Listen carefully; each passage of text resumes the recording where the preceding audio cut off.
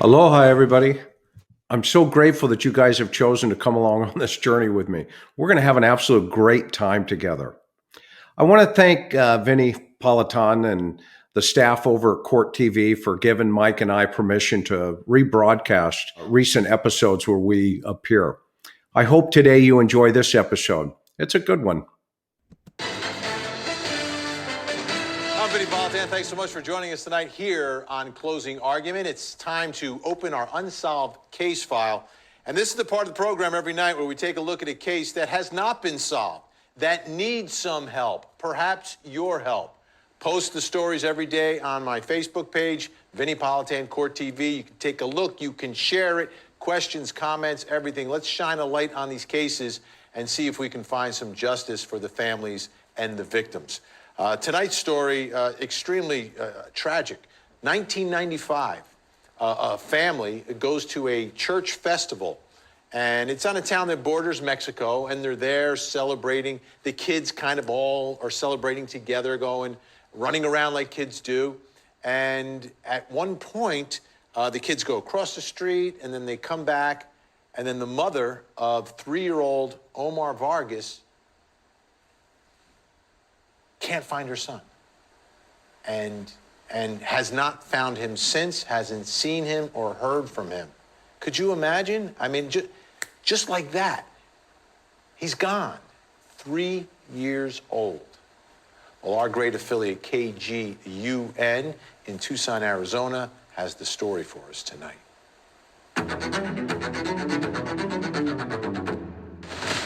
In the Mexican border town of Agua Prieta, Sonora, home to more than 80,000 people, a 3-year-old Chandler boy vanished. 23 years later, Omar Vargas' disappearance remains a mystery. His father can still picture his face. Pues tenía como la frente de su mamá, pero la sonrisa y el gesto así era el mío. Ismael Vargas immigrated to the U.S. decades ago and settled in Chandler, Arizona. There, he met his wife, Miriam Rivera, at an evangelical church where they later married. Both had children from previous marriages, but they had Omar together. On April 22, 1995, Ismael Vargas, his wife, their son David, and Omar traveled to Agua Prieta, Sonora for an evangelical church conference.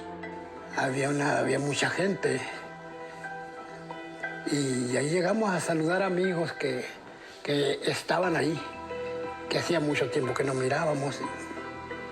Y ahí fue donde pasó el accidente.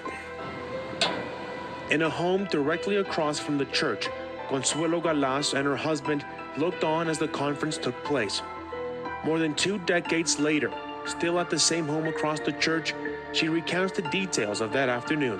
Y pues se miraba alegre porque pues había fiesta ahí, muchos niños y hasta los míos, como te digo, andaban ahí mezclados con los niños. Galaz says she remembers the last time she saw Omar among the other kids. She says all the children ran over to her home and asked if they could have some water. Y los niños entraron y con mi hijo y mi esposo habló con ellos, allí platicó con ellos. Pues yo me acuerdo que traía una camisolita cuadradita y traía botitas y andaba vaquerito vestido. Minutes later, Galaz says people from the church called for all the kids to come back. She says they all got up, including Omar, and walked across the street. Y de repente ya oímos mucho relajo acá afuera, que la policía y que las señoras llorando y un escándalo, una gritona. Ya salimos a ver y ya vino el señor de allí, el pastor, y nos preguntó que si no habíamos visto al niño. Y ya le dijo mi esposo, sí, le dijo, sí, ahí venía, le dijo, con todos los niños, ese niño, le dijo. Fue demasiado duro ese momento. What happened to Omar Vargas? Here's a phone number, folks. If you have any information, the Cochise County Sheriff's Office, 520-432-9500, 520-432-9500. I know we have a lot of viewers out in Arizona. Think about that moment for the parents. And, you know, I had a moment, you know, not to that extreme, but we were at a picnic. It was like a baseball team picnic for my older son. My youngest son was there. He was about that same age, and he was a runner, so we were always keeping an eye on him. I turned my back for just a split second, and there was lots of people couldn't find him. The panic that sets in. At that moment, I jumped up on the picnic table and was screaming at the top of my lungs, so I had everyone's attention to find him. And he had gone around the corner, and someone found him. But that moment is scary. And this family's been living that since 1995. Let me bring in our special guest joining us tonight. Chris McDonough is with us, former homicide detective, host of The Interview Room with Chris McDonough. Chris, great to see you.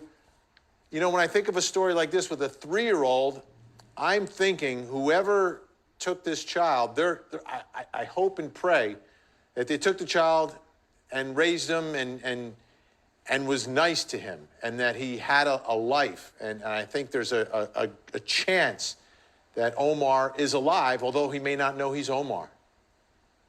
Yeah, you know, Vinny, this is a very unique situation, obviously, and you know, when the investigators, start into this kind of situation, they have to level set. There's a couple dynamics going on here. Obviously, you have the U.S. side and you have the international side in Mexico. So, you know, this is every parent's nightmare. And, you know, in the United States, we have a lot more resources initially to go at an investigation. So I like you, I'm hopeful that through tonight's show and others, efforts, that maybe this child will be found alive on the other side of the border. Yeah, by this time, doing the calculations, close to could be 30 years old at this point. I mean, 1995, that's 26 years ago. He was 3, he's probably like 29 years old. I wonder, one way, so many people get involved with the Ancestry.com, 23andMe, and all of that. That could be a road to finding this young man. Yeah, absolutely. And you also have to step back for a moment, right? I mean, and put ourselves in 1995 for a second. And back then, the skill set that was available is what they call a victim continuum. And then you take environment, situation, circumstance, high, medium, and low risk type of victimology. And this child was obviously at the very end of that continuum, right? So this, then statistically, that would tell us the child was specifically targeted. And so then you have to ask yourself, what could be the motive? And to your point, could it be a lonely person wanting to raise a child? And then today's, DNA technology and ancestry technology, we could make that connection. Or are there some type of motive involved here?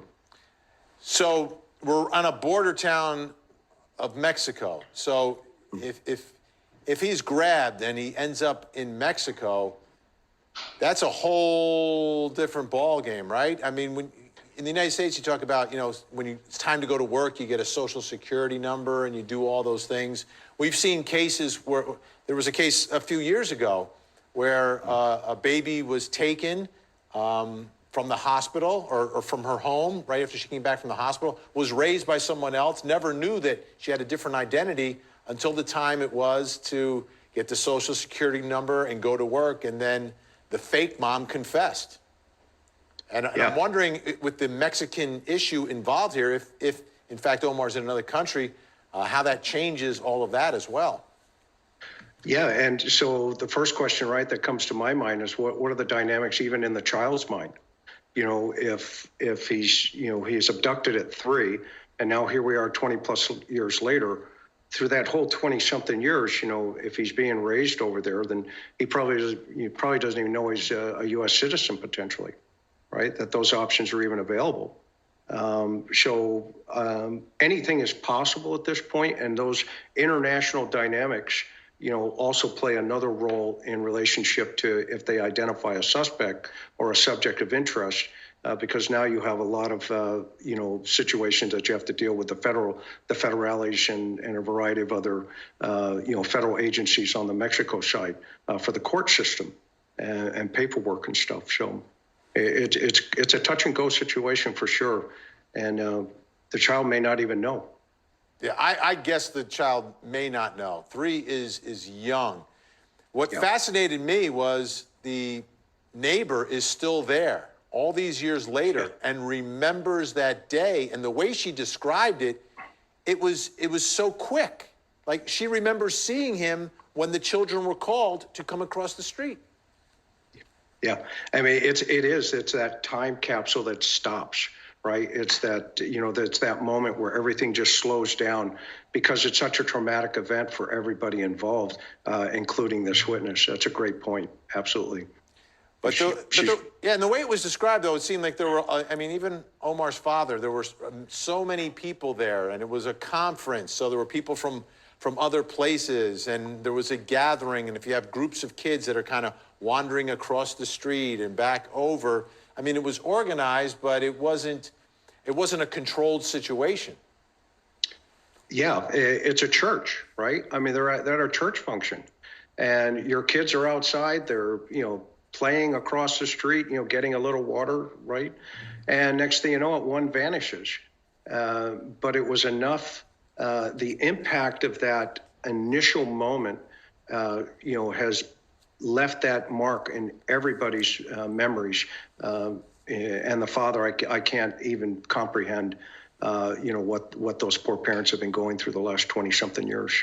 It's just unbelievable. Well, we posted this, as we always do, folks, so you can share it and get the images out there. But we have some comments as well, Chris, so I want to go through those. Missy Ann writes, I definitely don't believe it was the people in the house across the street, not at all. Has anyone talked to the children that were with him? This is really a difficult one. And, I mean, it's tough to say at the time.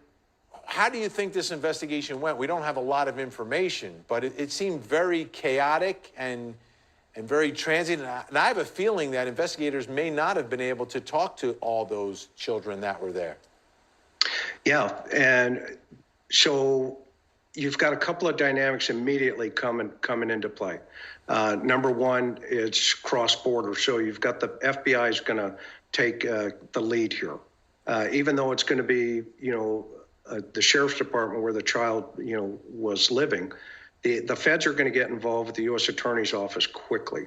So they're going to try to get access through some liaisons with the federales to interview those children back at the time. But you're right, age is going to be a big problem, and you're going to need some special cognitive interviewers, for children to make that happen correctly. And the world was different. We didn't have all these surveillance cameras either. I mean, nowadays, there's so many more cameras everywhere that it becomes a little bit easier to try to figure out what happened. Here's what Chris was writing tonight. Something's going on, and there's a big cover-up between the house and the church. None of the other kids came up missing. Why was he singled out? Someone's not speaking up. And you mentioned this, too, being singled out. I mean, there's a whole group of kids. Maybe he was one of the younger ones. Yeah, or, there could be other motives. I mean, that we could think of back in that time. Kidnapping for ransom was a big deal back then. It still is, even today down in those border towns. So that could be a possibility. There could be some other things that we have no idea what it was at this point. But there's a variety of potentials here that could come into play, and that child was definitely selected, though. There's no question about that in my mind. Peggy tonight, surely some of the kids he was running with were older and were asked questions. That's what we're just talking about. Doesn't add up that the kids went to her house for water. Surely the church had drinks for everyone at the gathering. Very odd situation. Did they use search dogs? I'm not sure if they used search dogs at the time. If they did, how effective would it have been? How would that even work? Well, yeah. So you would try to get a canine team if they utilized them. You would have to get a scent from the child in terms of maybe items that were in the church or the parents had, and then you'd have to let the dog into that scent and see if you could get a track on them from the church. That is difficult. So what's your overall take on this, Chris? Like, I said you hope, right? Hoping that this child was taken and raised as someone else's child and had a life and didn't endure pain or suffering or harm. What does your gut tell you here? I think in this situation, anything is possible. I want to be optimistic and say to those parents, that your son could be alive. And I only predicate that on, some other listings of information that's been available where the federales were looking at some people in that particular jurisdiction. So I want to be optimistic, but, statistically, it's never good that this amount of time has ever passed. Chris McDonough joining us tonight, host of The Interview Room. Chris McDonough, also the host of Profiling Evil. You can check it out on YouTube as well. Thank you so much. Appreciate your time on this Friday night. Thank you, Van. Appreciate the invite.